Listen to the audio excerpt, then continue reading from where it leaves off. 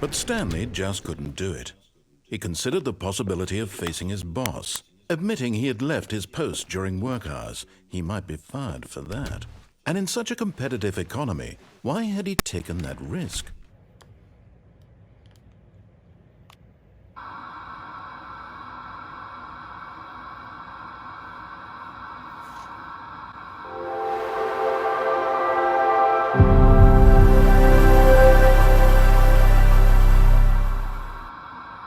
Now we're gonna do some more alterations. So we already stayed in the office. A soft wind blew outside and perhaps rain started, and if it did, it stopped shortly after. Stanley hoped that he would one day see weather. I don't remember that line before.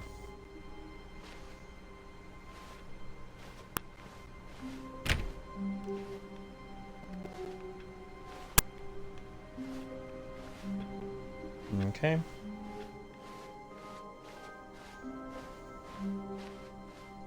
When Stanley came to a set of 2 open doors, he entered the door on his left.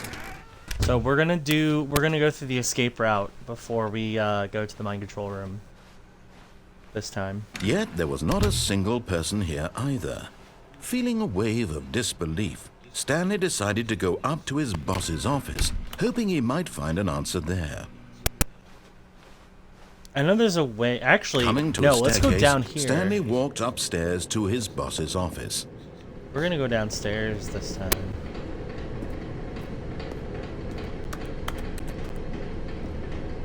There's a note. But Stanley just couldn't do it. He considered the possibility of facing his boss, admitting he had left his post during work hours. He might be fired for that. And in such a competitive economy, why had he taken that risk? All because he believed everyone had vanished? His boss would think he was crazy. And then something occurred to Stanley. Maybe, he thought to himself, maybe I am crazy. All of my co-workers blinking mysteriously out of existence in a single moment for no reason at all? None of it made any logical sense. And as Stanley pondered this, he began to make other strange observations. For example, why couldn't he see his feet when he looked down? Why did doors close automatically behind him wherever he went? And for that matter, these rooms were starting to look pretty familiar. Were they simply repeating? No, Stanley said to himself, this is all too strange. This can't be real. And at last, he came to the conclusion that had been on the tip of his tongue. He just hadn't found the words for it. I'm dreaming, he yelled. This is all a dream. Oh, what a relief Stanley felt to have finally found an answer, an explanation. His co-workers weren't actually gone. He wasn't going to lose his job. He wasn't crazy after all. And he thought to himself, I suppose I'll wake up soon. I'll have to go back to my boring real-life job pushing buttons. I may as well enjoy this while I'm still lucid. So, he imagined himself flying and began to gently float above the ground. Then he imagined himself soaring through space on a magical starfield, and it too appeared. It was so much fun, and Stanley marveled that he had still not woken up. How was he remaining so lucid? And then perhaps the strangest question of them all entered Stanley's head. One he was amazed he hadn't asked himself sooner. Why is there a voice in my head dictating everything that I'm doing and thinking? Good now question. The voice was describing itself being considered by Stanley, who found it particularly strange. I'm dreaming about a voice describing me, thinking about how it's describing my thoughts, he thought.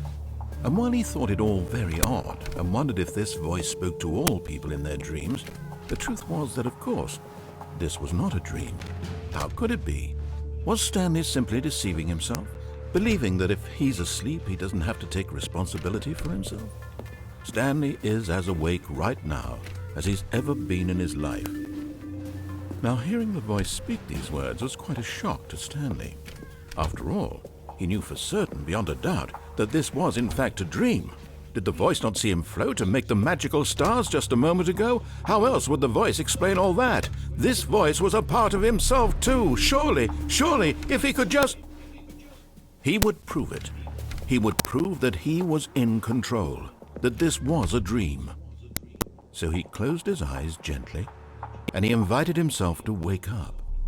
He felt the cool weight of the blanket on his skin, the press of the mattress on his back, the fresh air of a world outside this one.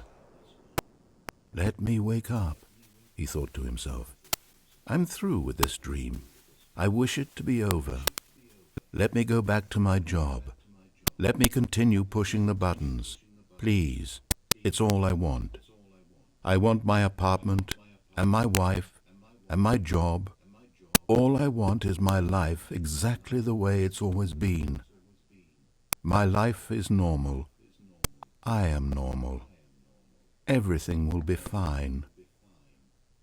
I am okay.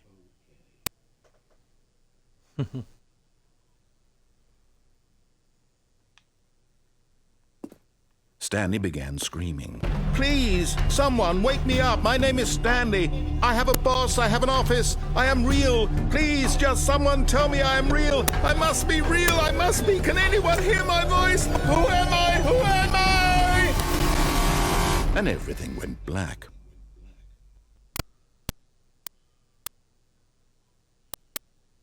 This is the story of a woman named Mariella. So they didn't change the sending. Mariella woke up on a day like any other. She arose, got dressed, gathered her belongings, and walked to her place of work. But on this particular day, her walk was interrupted by the body of a man who had stumbled through town talking and screaming to himself, and then collapsed dead on the sidewalk. And although she would soon turn to go call for an ambulance, for just a few brief moments, she considered the strange man. He was obviously crazy. This much she knew. Everyone knows what crazy people look like. And in that moment, she thought to herself how lucky she was to be normal. I am sane. I am in control of my mind. I know what is real and what isn't. It was comforting to think this, and in a certain way, seeing this man made her feel better. But then she remembered the meeting she had scheduled for that day. The very important people whose impressions of her would affect her career, and by extension, the rest of her life. She had no time for this, so it was only a moment that she stood there, staring down at the body. And then she turned and ran.